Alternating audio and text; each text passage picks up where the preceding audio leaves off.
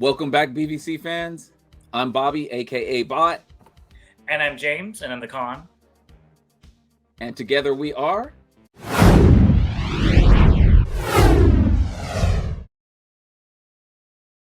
So we are back. I know this isn't our normal day, but we did see the movie yesterday and wanted to give you some input on what we thought of Rise of the Beast. Alert you that there will be some spoilers going on, but we'll give you plenty of time for those who haven't seen it to click off. So we'll just kind of give you our thoughts about the movie and just some general conception of it, and give you time for those who haven't seen it to click off. Yes, so we're going to start off with just telling you what we think. So, do you want to go first? So, this is something that I was really excited to get. So, I'm thankful for this aspect of all for the movie. It's so easy to please you. Just give you a big hunk of aluminum. Yeah, that made my day right there. The movie, I went in with low expectations. I'm not really a fan of Beast Wars in terms of I didn't grow up with it, so I didn't really have a connection with it that probably you do, James. Mm-hmm. I was definitely looking forward to how they, did the whole thing with Mirage. I know a lot of G1ers like myself have an issue with Mirage being, what we would consider jazz. There was definitely some issues with Wheeljack and how he looked. So I think all those things were kind of, pushing me down in terms of my excitement of the movie. In general, I would say the movie is okay. I would give it a C plus. Okay. So I had the same type of journey to the movie where I was really excited in the beginning. The first trailer came out and I was like, oh, this is going to be great. And then as information kept getting, I wouldn't say leaked, but it kept trickling out, it kept getting worse and worse and worse for me. And I've been really critical about this movie on this show, but I'm glad I was, because it put me in with such low expectations that I had a great time watching this movie. I thought it was really cool, and there was one scene in the very beginning, which we'll talk about after spoilers, that hooked me right away, and I don't know if you could figure it out, but they mentioned a character's name, and I was like, oh, I'm in 100%. So I actually liked it. I had to turn my brain off as a Transformers fan with all the preconceived notions about what I was watching and what I expect these characters to do. And once I did that, I enjoyed it. And if you like Bumblebee, definitely see it. I would definitely recommend, if you like the Bumblebee movie, go see this movie. It's a direct continuation. But I would probably rate it higher. I'd probably say it's one of the better Transformers movies, I would say, definitely better than the Bayverse. So I'd probably say B plus if I was gonna say something. It was a fun time. It kept you on the edge of your seats. The human parts weren't overdone, thank God. They did not spend too much time with that, so I really enjoyed it. Surprisingly so, I would say. I liked the connection of the humans and their lives and the Transformers and kind of their backstory, and then how they came together. It wasn't forced like some of the other movies. It just seemed forced. We're going to put you guys together, and this is how it's going to happen. And you have two different stories, and you're going to work just side by side. Yes. Yeah. I feel like this one was necessary. And so that was a good thing that I liked about the plot. The reason I scored it so low, and I don't know, I'm assuming you went with family to go see it. So I did as well. And one of the things that came up, and this was just kind of a difference in my household, my fiance loved the Bayverse movies, ironically, and I don't. So to her, she was very disappointed because it didn't tell the story that was, or the same theme that the Bayverse movies did. And she actually thinks the Bumblebee and this movie are the worst set of Transformer movies, and I'm actually on the opposite end. I think the Bumblebee movie is probably one of the better ones, and this one, while I don't think it was as high as the Bumblebee movie, I do think it's better than the Bayverse movies, and that probably just goes to show how much I think about the Bayverse movies, even though I did like the first one. Yeah, they're not bad. They're just not my cup of tea. The designs more than anything else. But and I think a big part of why the Bumblebee movie was so great, which I think I alluded to on this channel earlier, is there was only 3 main robots and 1 main human. And that really made you get invested in their story and their characterization and how they grew as a character. This movie kind of lacked that, so it is a little bit less, just because we've got I have all the characters over here, 15 characters. So because of that, you weren't able to get a feel for how they grew over the movie. Some characters you did, some characters you didn't. So, and me being the guy who likes all the obscure characters, I wanted to see, like Nightbird come to a realization or something, but that's just because I like the weird characters. So I definitely piggybacking on what you said. I also think some characters were not needed at all. Yes, and we'll talk about that when we go into the spoilers. There was a couple of characters that served absolutely no purpose, and I was really disappointed. Yeah, and some characters that didn't need to have specific names.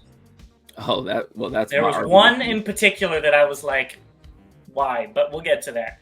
So I think this is the point where if you guys don't want to be spoiled, you haven't seen the movie yet, go ahead and click off. We're not going to be offended, and finish the rest of this video when you when you watch it in the theaters or at home or whatever you do, because there are some spoilers that I think you guys should wait to see in person. Yes. So with that, we'll give you a little break. All right, we're back. All right, I think they're all gone now. So why don't we just start talking about the characters? And first, let's talk about the human characters, because they're the most boring, at least to me. Let's get them out of the way. And let's talk about Noah Diaz. So I thought he was actually a really good lead. I was surprised. What do you feel about him, Bobby? I can't agree more. I really actually liked his backstory. This was the first character that I think that had a struggle element to him. So he got involved with the Transformers by accident, but it was from his struggles that made him get into that situation, which I really liked that aspect of it. Yes, and it was more than just, he's a single father. Or Sam Witwick, he didn't even have any struggles. Let's be honest. From the movies. Yeah. So I really like that too. I like that he had that connection with his brother Chris as well. I thought that was a really cool, unique thing, that he's like, I've got to save the world for him. Mm-hmm. Not for the Transformers, not for Cybertron. I have a reason why to do it. And I like that he even contemplated destroying the warp key. Yes. I think that's what they called it. Just say, like, screw you to the Transformers. I need to protect my own. Exactly. He didn't. And I thought that was a really cool dynamic as well. Yes, he didn't have the ultimate fall in love story that all the other humans have had in the previous movies. Where it was just like, oh my God, I love you. We're best friends, and this, that, and the other. He was really doing it for family. Everything he did was for family. He definitely took on a role of a big brother, but also a father figure, being that he was in a broken home. I can't remember if they said anything about what happened to his dad. I don't think they did. Yeah, so we just see a single mother, with 2 kids. One kid's having, issues with health, and there's a financial burden there. Noah clearly had a past that didn't, necessarily. And this is why I tell my daughter as well, like, the decisions you make now have consequences later. So, it seemed like he was being haunted by some of the decisions he had made previously, which I really like that message in the movie. Yes. I honestly thought he was a really good lead, and I didn't get annoyed by him, right? Which I cannot say about the other movies. I'm gonna be honest, I didn't like when he got the Mirage armor. I don't know if this is too soon to talk about it because we haven't talked about Mirage yet, but I thought that was just stupid. I mean, it would be cool to happen to me, but like, but like seeing it, I was like, oh, that's what we're doing. Yeah. I think I have more to say about that. We'll wait until a little bit. But when talking about him, I thought it made sense why he would do it. But yeah. So let's move on to Elena. So I also thought she was a really strong character. I liked her characterization of being the intern that can't get a break, and the people at the museum didn't care for her, or they cared about her probably, but like didn't want her to do anything big and just wanted her to get them coffees pretty much. So I thought that was really cool, and how she found the Air Razor statue and did all this research and stuff. I really thought she was a good character. Honestly, I wish she was the lead more than Noah, just because I think it was a little more interesting to have somebody who's like into like museums and stuff to be a main character, maybe even a Indiana Jones type character. But it was cool regardless. So I didn't really care about her that much, and her way of getting introduced to the Transformers, and it just seemed like the timing was a little bit too crazy. If you're an intern, you find this statue, it's the same day, and you're breaking all the rules like on this first day. Yeah. I don't think that was her first day. No, not her first day. I'm saying like you saw on one day. Gotcha. Yeah, on one day. You saw the statue on Tuesday. You're, breaking in and evaluating it on Tuesday, and then, everything happens. So this is a hell of a Tuesday, Yeah, I think the thing was for her, it was that she was sick of not being able to do stuff because they didn't put her on the same level as the other people because she was an intern. And that's when she saw that new statue, she was just like, screw it. I'm just going to do it. So that's what I got from her, which I think we've all been there one way or another. So I was really able to relate with that. I can agree with that. I just wish it all didn't happen in the same day. Cause I mean, it's just like, it almost takes, it's totally opposite of what we talked about with Noah's character. Like Noah's character had like, life situations that have built up to cause him to make the decisions that he was making. Elena was, it's like, hey, we're introduced to her. She's trying to talk to her boss or whatever, kind of gets ignored, sees something, she has a little bit of understanding about it, and then it was just like, you know what? It was just. Well, they explained it though when she was on Stratosphere, and she said, her dad passed, and he said, life will give you what you're supposed to have. So that's why she is kind of, I think, living in the moment type of thing. I would have, and it did come a little late, but there we go. That might be why. Had she had went home and like looked at a picture of her dad and said, "I'm doing this for you" or something like that, and was just like contemplating it, and then went back to the museum and then did what she did, then I'd be like, okay, there's some history here. I'm intrigued. Let me find out what that history is. Instead, it was just like, you know what? I'm going to do this and I don't care what happens. It's like she didn't even think about the consequences, and there was no buildup of what actually might happen or why she was actually doing this. True. To me, she seemed like the nosy neighbor who is, looking out the window and it's like, okay, what are they doing right now? Oh, okay. What did they throw away? Okay, you know what? I'm going to go in that trash can and see what that is. So yeah, that's kind of what I was missing from her. I understand. I still think she was cool. So let's move on to the meat and potatoes of this movie, if you ask me, and that is Optimus Prime. What did you think about his characterization? This is the first time I was actually disappointed in Optimus Prime. First off, because I didn't like the way he looked.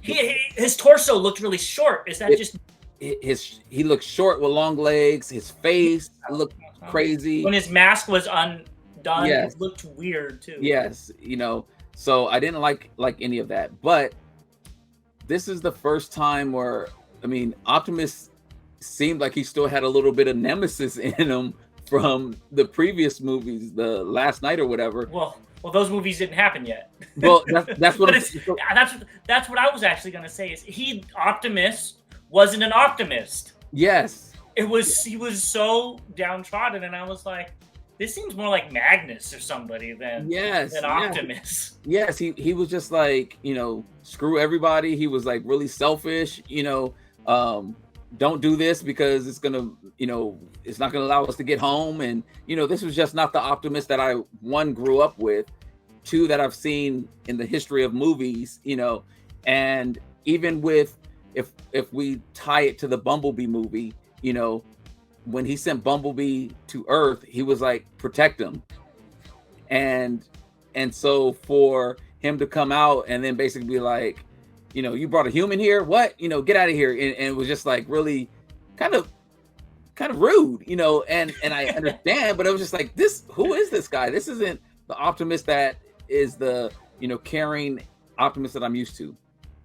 I completely agree, and I wonder what Peter Cullen has to say about a few of the lines he was saying when he was like killing some things. I was like, he's already said he doesn't like to talk like that. Optimus shouldn't talk like that, and here he is ripping Scourge's arms off.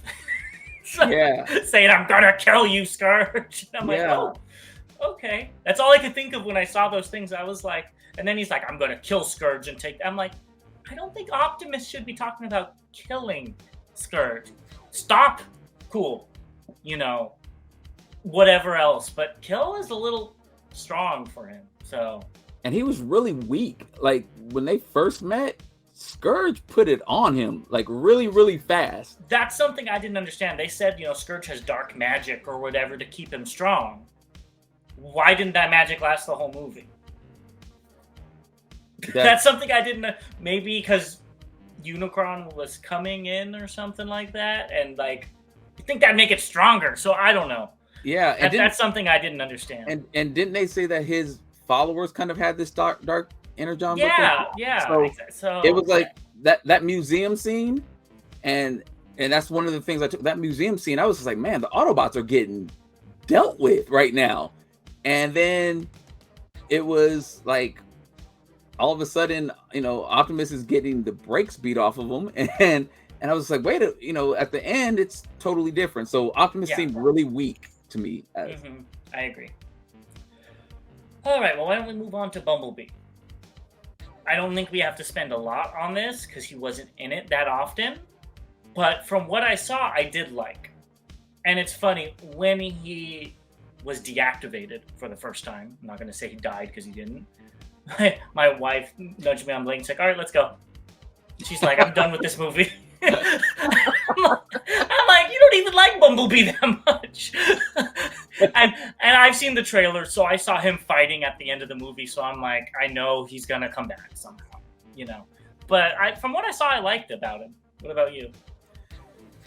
So I still, when I think about Bumblebee, I still think of him as the scout or the timid Bumblebee. So seeing him as this, coming in, he like the Bumblebee to me is like The Rock in movies nowadays. Like, he's like, flying. He literally jumped out of a plane shooting miniguns. Yeah, like, he's like, he basically Bumblebee did in this movie what Optimus Prime did in the original animated movie, when he, the Autobots are getting thrashed, and then Prime comes and he makes the famous line. He drives and he just starts taking everybody out, on the Decepticon side. That's what Bumblebee basically did. He jumps out the plane, and he has the I can't remember what song it was, but he jumps out and then he just starts taking out everybody, seemingly.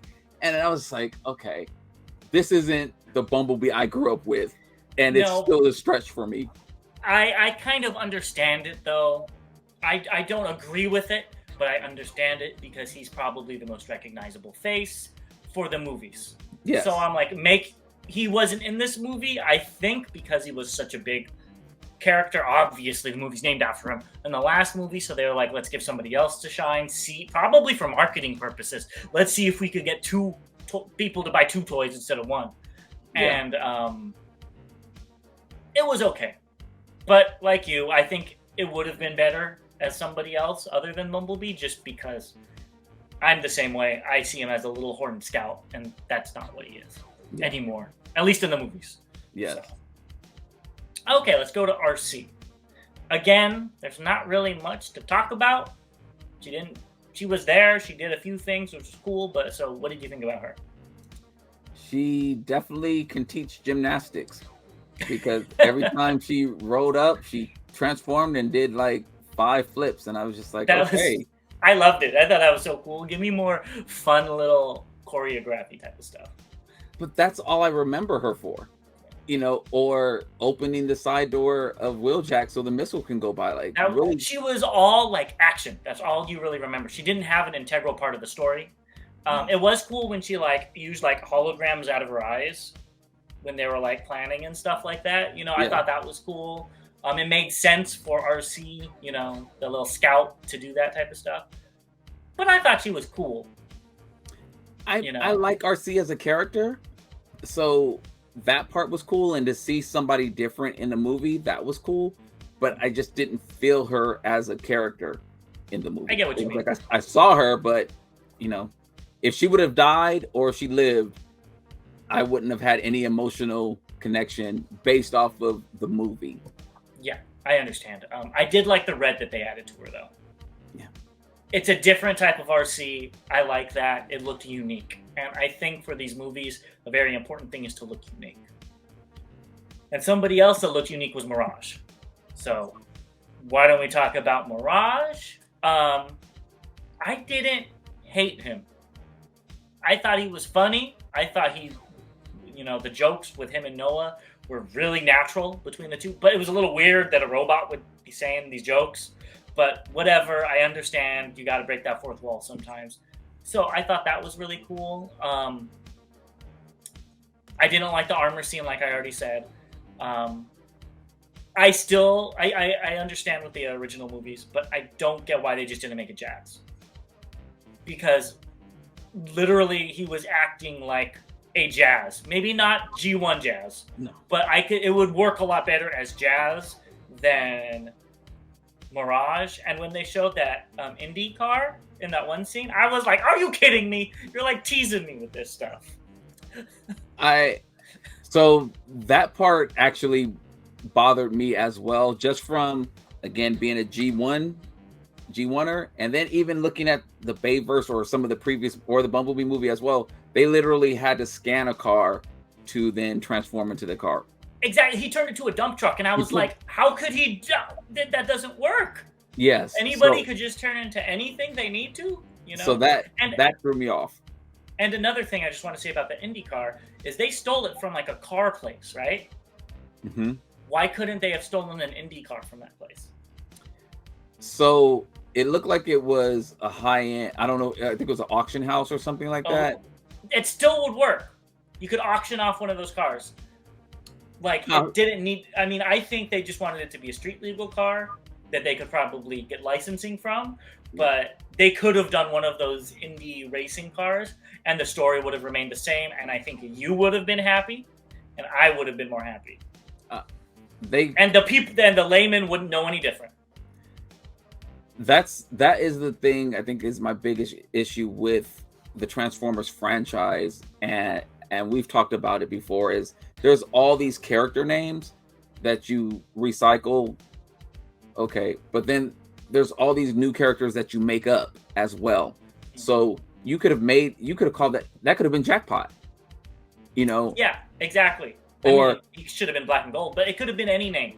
Exactly. They did not need to use, and that's the thing. It's like they're trying to get like guys like us to go see this movie by, Mirage is in it, but it's not even Mirage. It's not, and you just slapped a name on it. Exactly. So going into the where I saw the armor aspect, I started thinking about, again, G1, what they did with Spike and Daniel with the armored suit. So exosuits, right? Yeah, the exosuits that they had on, which, for Daniel, Spike's son, he became RC's head, as a headmaster. And so for that, I was like, I can kind of understand the suit thing, it being a part of Mirage, again, I'm looking at it as, are we getting into like a target master or headmaster type thing? So I was like, oh, this could be kind of cool if that's the direction they decide to go with. The part that I didn't like about it, though, is all of a sudden now he's basically stronger than Prime, Yeah, because what was the? Yeah, exactly. I was so when like, but he's this big. yes, when Prime is fighting Scourge, Scourge is tearing him up, but all of a sudden, now Scourge swings a sword at him and he blocks it, and he's just like, like nothing. We need to change things around. Mirage, give that armor to Prime. Yeah, exactly. And another weird thing with Mirage was like that one scene where he's backwards and then he transforms himself to be. I'm like, are these people like liquid? Are these Transformers like liquid now? Because that Terminator 2 happen.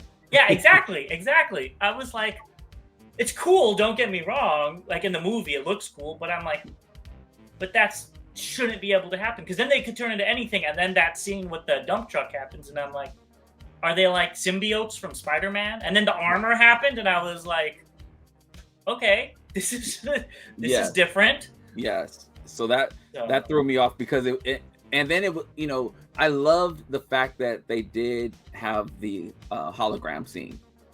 That's what I always think about Mirage anyway. So that was really, really cool. I love that aspect of it. But everything else he started doing, I was like, wait a minute now.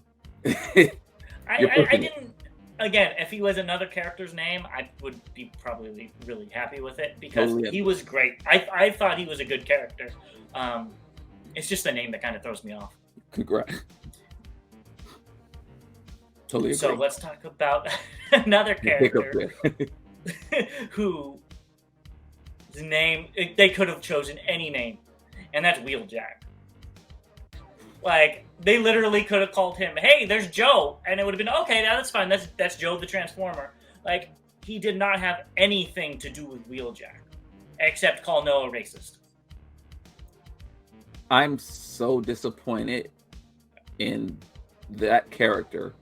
His role in the movie was absolutely nothing. Yep. There was nothing he delivered for the movie at all. Yeah, except say, hey, it's over there. But they probably would have found it already. Exactly. He was the transport for RC to slide on. The missile went through from one end of him to the other side. That was cool, don't get me wrong. I liked it, but like, why? It was unnecessary. I thought Wheeljack should have, if we're gonna, he had the glasses and the suspenders, which I never paid attention to the suspenders until seeing the movie. He wasn't even that nerdy. And so I was thinking, you know what? They're in the museum. Maybe Elena will get introduced to Wheeljack in the museum. Oh, that would have been cool. So now he has a nerd, whatever. She has Wheeljack, he has Mirage, and yes, maybe she's I don't want to say she's a nerd, but she's studious. There we go. She's into that, so maybe her vehicle or something like that. I don't know. Would be like a van that they could like do research in. Yeah, or it's her dad's van. Again. Oh, that would have been really cool. And this Transformer, came down or whatever, copied her dad's van, and that's kind of what happened. The name Wheeljack fitting this character, the personality of what we know Wheeljack to be, they missed it every single which way. Yep, totally 0 out of 10. Totally disappointed. Yeah, I agree. They I don't need to say anything else because I just be repeating what you said. So another character with the name was fine, but that really didn't need to be in it was Stratosphere. He was cool. Don't get me. I kind of like the big dumpy plane.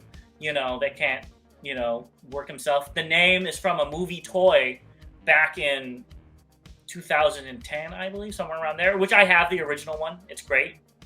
So yeah, I'm indifferent to him. It was cool. I didn't like his mustache, but other than that, I thought he was cool. He is Another one, his purpose was to transport them from New York to Peru. That's it. That's it. They And the writers could not think of a better way to get them there than that's that. Yeah. that's it. And even his communication with the other Transformers wasn't existing really. It was just there was no synergy, and I think that's what I don't like, or I didn't like about this movie in particular. There was no synergy between all the Transformers. Yeah. It I agree. on the Autobots. With the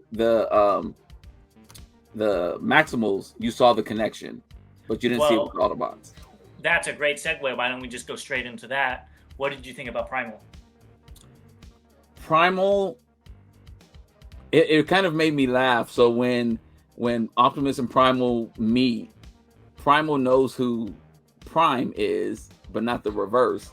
And so he jumps out and he's just like beating his chest and like, bucking up. And then, he's just like, I was named after you. And, he's just like, wait. Well, he didn't recognize him at first, I don't think. Primal didn't recognize Prime? When he jumped down. Well, and then when he looked at him. Well, because after that, they kind of had a stare off. And he was still kind of like bucking his chest. Because I made a mental note. Well, if somebody holds a gun up to your head, I mean.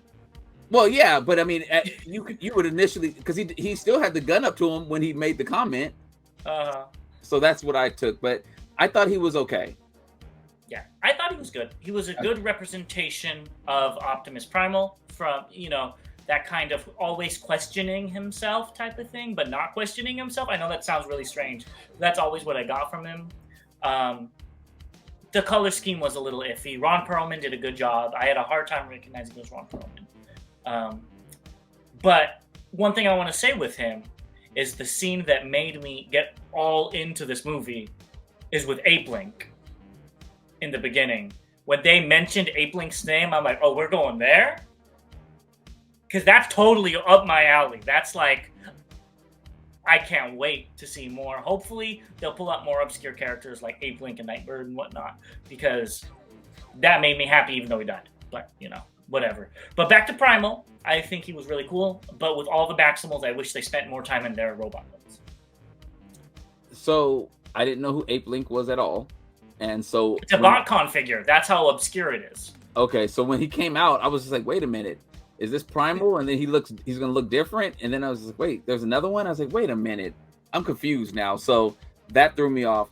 The part that I took from when I went back and watched Beast Wars very recently is that they couldn't stay in bot mode for long, but that was based off of being on Earth at the time they were on Earth. I wonder because it had too much energon. Yeah, but this one, the energon was deactivated until the very end of the movie. So I was wondering why they one either didn't talk about it, and if they weren't going to talk about it, then like you, I would have wanted to see them in in bot mode a little bit more. I agree. I also thought it was really cool. Go ahead. I'm sorry. We'll get to. Sorry. I also thought it was really cool how they didn't explain their backstory. I know some people probably hate that, but to me, the speculation is cool. How he said, "I'm your past and a future," or future. I don't remember which way he said it. But I thought that was really cool because it was like you could tell they went back through time. Like what we saw in the beginning was the future, and when they used the transwarp key, they went back in time, way past when the Autobots arrived, and all the way up into now. So that was a cool throwback to the original Beast Wars storyline, and it was okay. I mean, I would obviously like just a Beast Wars movie, 100% just like how it is. But I was able to be like, okay, they incorporated enough elements into it to make me happy, and the speculation also was kind of cool. So you talked about your wife earlier. Tell you what mine did. As soon as he said Optimus Primal, she looked at me and said they couldn't get more creative than that. And so as somebody who thought the same thing as a kid when I heard about Beast Wars, I think they actually needed to go more into the story because the non-Transformer obsession people out there don't know that backstory.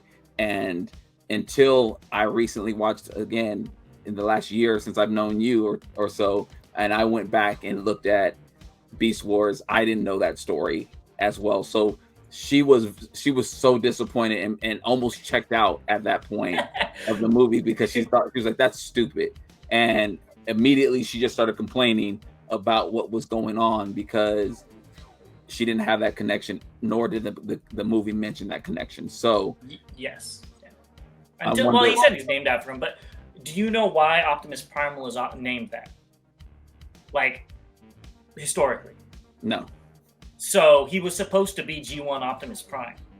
That changed his name to Primal. Originally, that was the Beast Wars storyline. It was a continuation. Oh, you mean he was going to... Like, Hasbro was going to name him. It was going to be the same character. But then Hasbro decided to change it because Transformers was not performing well. And they wanted a refresh.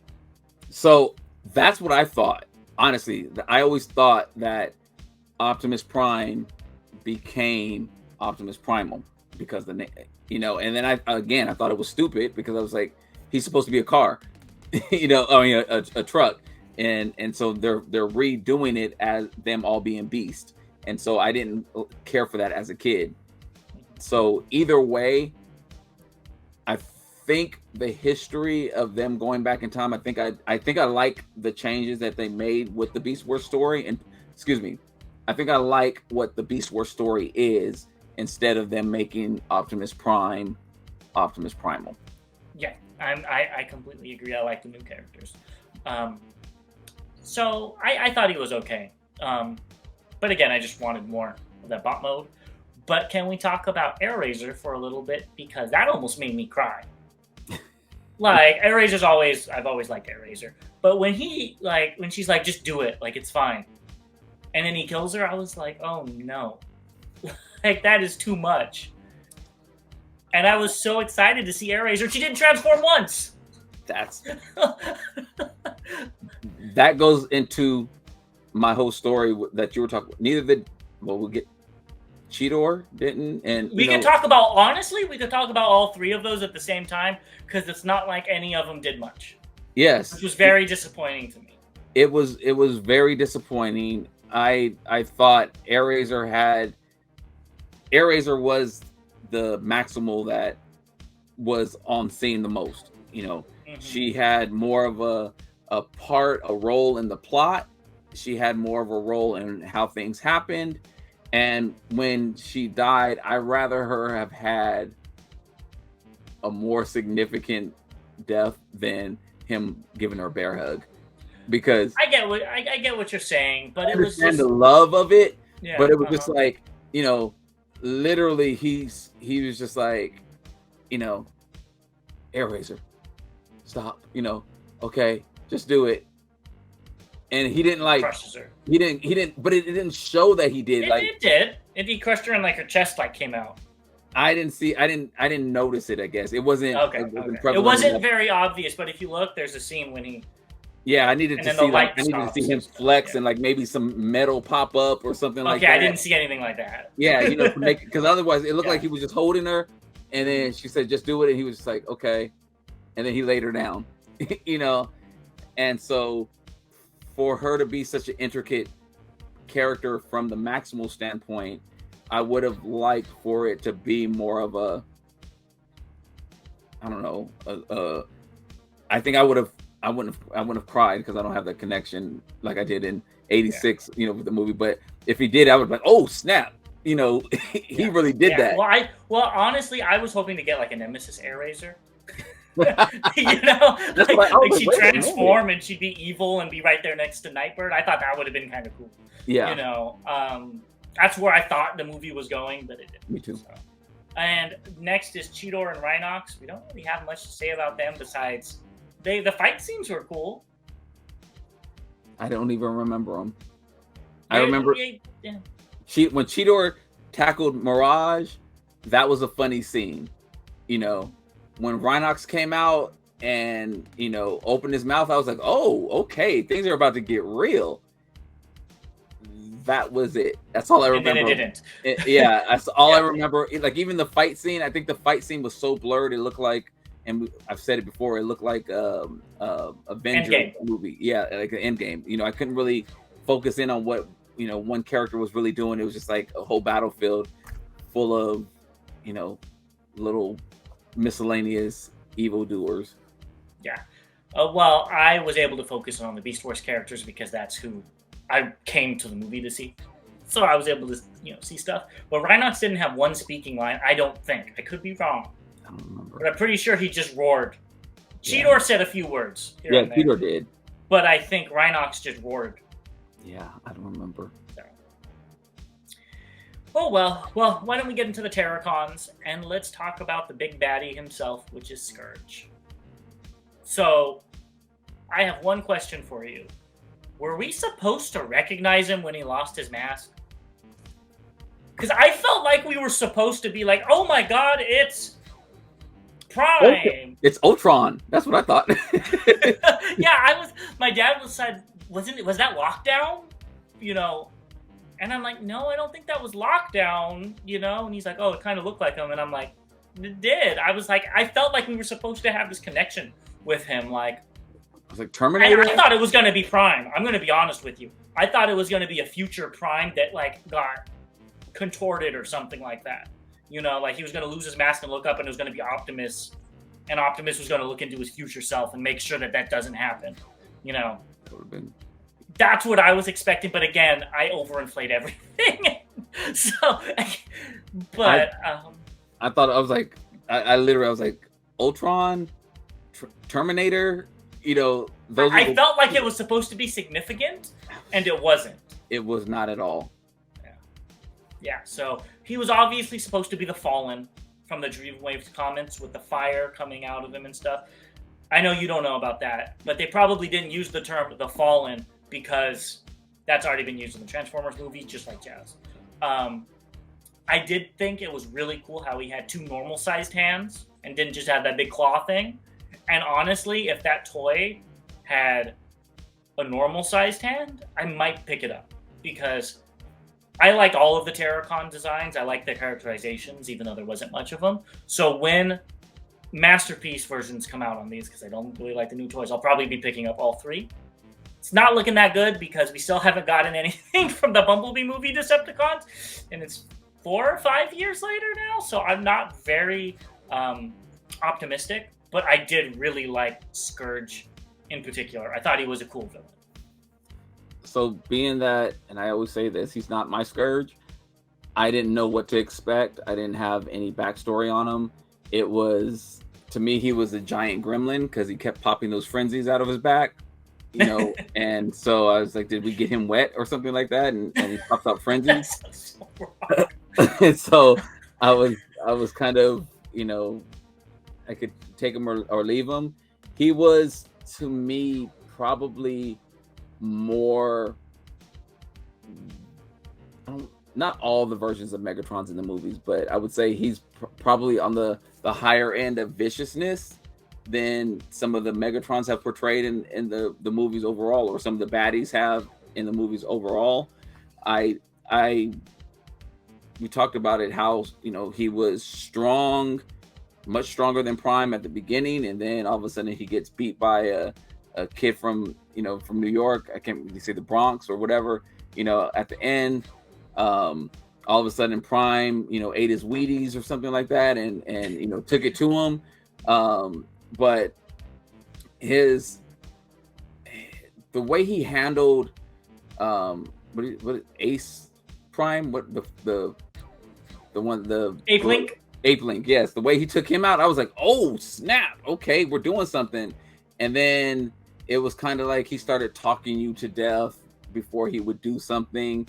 And so it was, he started off, I was like, okay, this is like a Darth Vader or, you know, whatever. Throw in whatever bad guy, you know, at the top spectrum. And then he was just kind of like you know, I'm going to talk to you. I'm not going to kill you, really. I'm going to talk to you.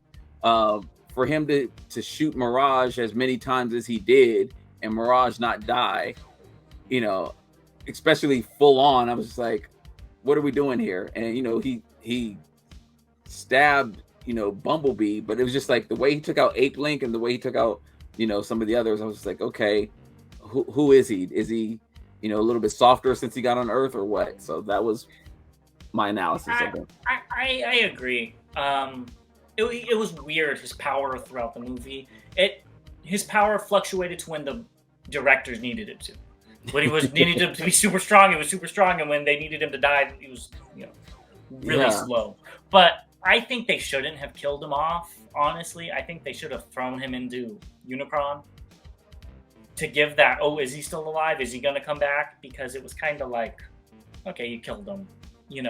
One thing about Unicron, though, I really liked how they used that mask that he wears as like Unicron's symbol, and how it was like inside when he would talk to him, above like the eye of Unicron. I thought that was really cool.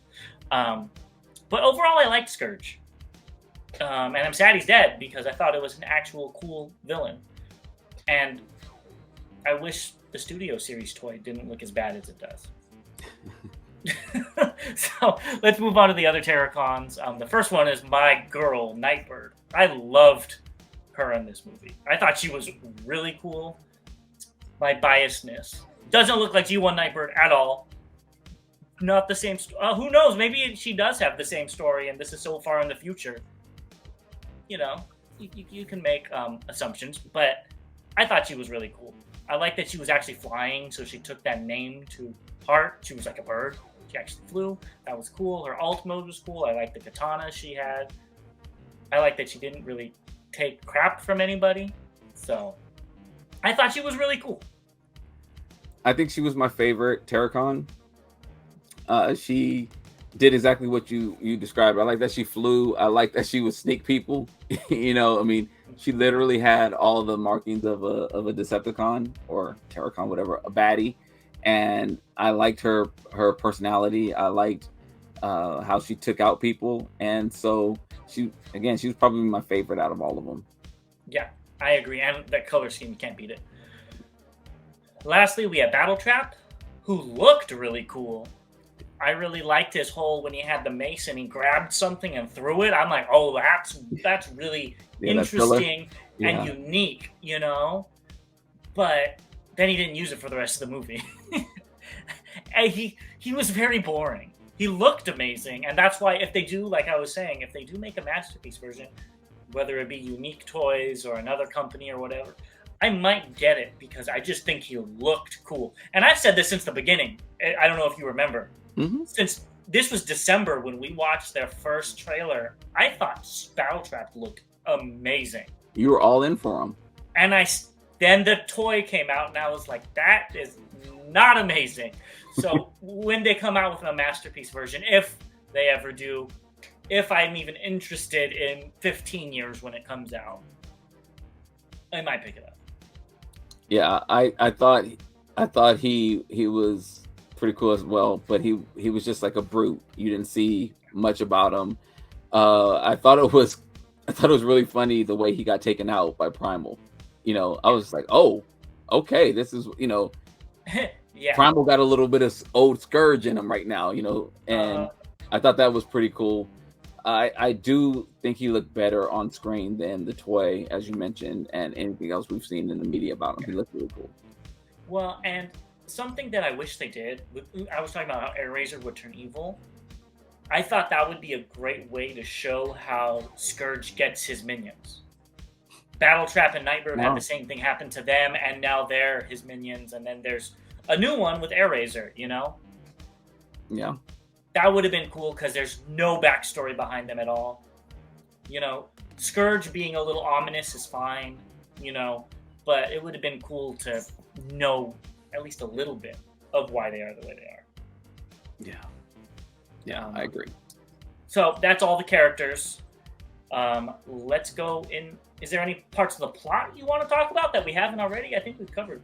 I think we've talked about most of the plot. So this is something that got me, and this is just again being a stickler, but also looking at all the other movies. When that light was lit from the museum, and everybody's talking about it, and everybody's looking, as nosy as human beings are, nobody did anything. The cops didn't come. They explained that. It's at a wavelength humans can't see. And that's why Noah was like, so I can't see this. So there's a light and I have to go get the thing, even though I can't see it and you can see it. Okay, I And missed he's that. like, yeah. Okay. And he's like, that makes no sense. And he's like, what do you mean that doesn't make sense? Okay, then I missed that part. The other part that got me is when they did start blasting in the museum, and they were having a all out war in front of the museum. Again, there was no cops around, no nothing. Typically, Well, in these movies, the cops are there like fast, and they're the ones that get their cars thrown. Exactly. Yes. Yeah. So that was funny, especially for it to be in New York. I was just like, okay, there's a lot happening. And there's like no interactions with humans besides the two that are there. And then when they were leaving, all of a sudden you see a couple cop cars come. So I thought that was, for me, kind of all right, we're really focusing on this fight plan. This is what's important here. And I was okay with that, honestly. Less humans, the better. Something I wanted to talk about was the soundtrack. Oh yeah, because they had a lot of good songs in this movie, and a lot of stuff from my childhood. Probably not your childhood, but a lot of stuff from my childhood. So I really enjoyed it. Yeah, hey, that's not a dig. That ain't a dig, because you got to live through it. I just have to admire it from afar. Yeah, well, it's funny you said it because I was just like, I was young. I think because that was set. Wait, it was 97 was the movie? I think it was 94. 94. I didn't understand the time. It was one of the two. It was either 94 or 97. 94, I was in high school. 97. God. So yes, I definitely that soundtrack was amazing to me. It took me back to everything that I was doing at that time, the things I should have been doing, and probably even more the things I shouldn't have been doing. So I love the soundtrack. It was a great soundtrack from the very beginning of the movie to the end of the movie. I was all in for the soundtrack. Yep, I completely agree. Some of the newer songs that they added in, I was like, eh. But the vintage, retro, whatever you want to call them songs, I really like. Yes. Okay, now we've talked about everything. Let's talk about the final thing at the end of the movie that I'm sure everybody's going to be talking about, and that is the G.I. Joe connection. So this is where the rumor came from. It had to be somebody that got pre-screened with the movie, saw the G.I. Joe movie, and leaked that they were going to do a crossover or whatever. What do you think? So this is something that's been rumored for decades. So and actually done in comics. And so yes, and done in comics. This was, from when I was a kid, and they had Cobra Commander in a Transformer episode. I was like, oh, that way back then they were talking about doing it, and it never happened. I like the G.I. Joe movies. I even like the Snake Eyes movie a little bit. So I welcome the crossover. It makes me feel better about the crossover toys that I've picked up. I like the idea. I really, really like the idea. That means that there's going to be a lot of money put into it. That means that it has the chance to be really good or really terrible. Yes, I completely agree. I collected, I'd say, the classified line. So the 6-inch line, and I only got the Cobra figures because I don't care about the G.I. Joe. I only care about the Cobra. I only hope that they do a G.I. Joe movie proper first. Introduce Cobra Commander, introduce, Duke, I can't even remember their names. Introduce Baroness, and I don't know if Snake Eyes is going to be part of it, but if it is, you introduce some of them. Well, no, I mean the movie, Snake Eyes movie. Oh, if that's going to be in this new. Oh, okay. But let's get all the other main people so we can know who they are before you start bringing in Transformers. Because I think that's going to be too much to learn who all these people are without first introducing them. So my desire would be that they did that as well. But are you going to do what you basically did with this movie? Are you going to tie it into the previous movies, or are you going to reboot it? a Or is reboot, Noah gonna be a main character?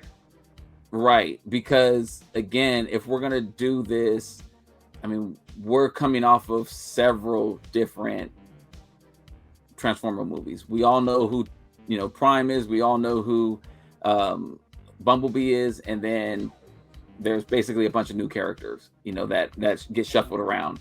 With G.I. Joe, they haven't had really any stable characters in the movies, so that's where I'm wondering, how are you going to do this? Because I agree, you have to have a Cobra Commander, you have to have a Duke, because I think they did Duke in the first one and they didn't do Duke in the second, I believe, or something like that.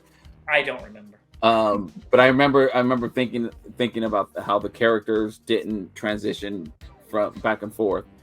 The Snake Eyes movie, again, Snake Eyes was my favorite. Well, actually, Storm Shadow was my favorite G.I. Joe ninja, or Cobra Ninja, and Snake Eyes was right there. So I think they could do really good things with it. I'm just hoping that they, cast it correctly, even from a director standpoint, and it doesn't get overly. I mean, it can get really busy really fast. Yeah, I agree. So I'm optimistic.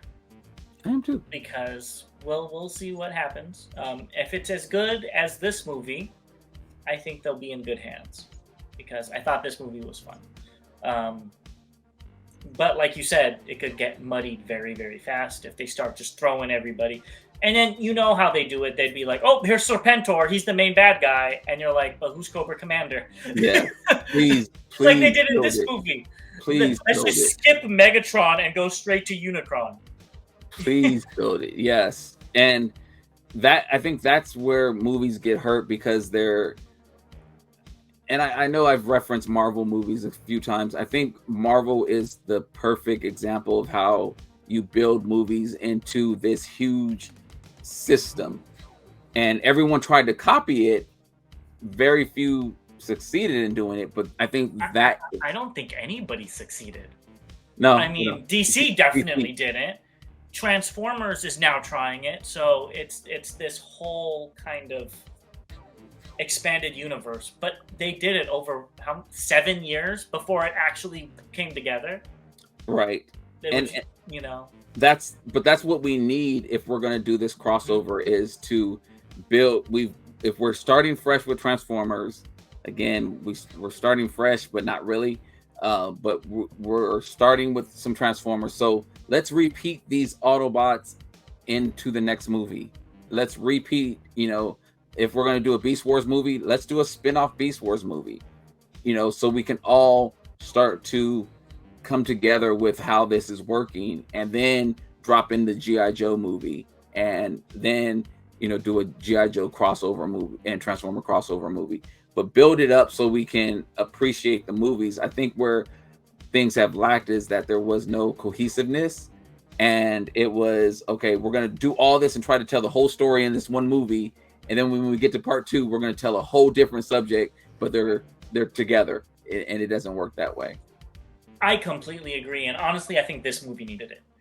Unicron should be the end game of Transformers. Yes. It should be, we have to fight, this is the end of the world type of thing. Yes. I think we needed a Beast Wars movie before it, so like you said, so your partner wouldn't be so thrown off by Optimus Primal. She would have understood, this is from the future, he was named after him, blah, blah, blah, blah, blah, blah, blah. Yes. I think we needed a movie with just Megatron, to be quite honest with you. That should have been this movie. The next one should have been Beast Wars. And it would, and my mind's going crazy. It would have been cool for the one movie to end with Optimus Primal watching him on like a hologram or something like that. Perfect transition. Okay. And then we get Rise of the Beasts to the point where Unicron is coming, and then that would even make sense to use Galvatron instead of Scourge at that point. You know what I mean? Yes, and we could really instead of Nightbird and Battletrap, have Scourge and Cyclonus. It would have been and Scourge. That's Scourge and Cyclonus. The real Scourge. Well, I mean, I'll fight you there. But like that would have made more sense in my eyes. But I understand they don't want to take the time out. They want a quick money grab, and that's what they're after. Well, this is the other problem. Bumblebee and this movie are set in the past. What's the future, or what's current? There is nothing current. Current movie is Rise of the Beasts. They've said that it is a reboot. So all of that stuff with Sam Witwicky is not what I'm saying anymore. Yes, I get that part, but I'm saying, like, so where are we going to go to now if we're already getting rid of Unicron in 97? I think Megatron's going to come to Earth. So yeah, I think if they do I think Megatron's either going to come to Earth if it's a Transformer movie by itself. If it's not and it's G.I. Joe, Megatron's going to come to Earth and get with Cobra Commander. And I guess then he'll turn into the Hiss Tank. Or something, or the Rattler, or something like that. Yeah, that's where I see this going, which is okay, but I would like Megatron to come before Unicron. It doesn't like okay, it's Megatron. We've already fought a god. Let's take him out. you know what I mean? At this point, everybody's easy. I mean, we stopped a planet from destroying it. We're good, you know? Yeah. So I think if anything, then I guess Unicron's gonna have to come back in 5 movies. I could see that. Because they didn't destroy him, they just sent him away. And they made sure to mention that he's not dead. Yeah. So yeah, and we need some Predacons as well, which I saw the Predacon symbols on Scourge. So we need some Predacons. I was really hoping that was gonna be the end credit scene. You're going to hear yes in the background or something like that. Didn't, unfortunately, but we need some Predacons. We need some, and then give me the story on how Scorponok was multiplied by Unicron. You know, so give me something, you know, and because all of the things can be explained away. It's just whether or not they're going to take the time to do that or not. Right. I totally agree. Because that could be what they're going for too. Megatron comes to Earth, they defeat him, he dies, Unicron gets a hold of him and makes Galvatron. That could be another thing that they do. And Scourge is reborn as a winged, mustached bat guy. So maybe that's where these movies will take us, and we'll let you know in 2030. Yeah, because that's probably the next one's going to probably take about that long. Exactly. So, all right, guys. Well, that is everything. We've gone on for quite some time talking about this movie. Let us know your thoughts below. We'd love to hear them. Yes. Please like, subscribe, share. We love it. And as always, till all debates are won.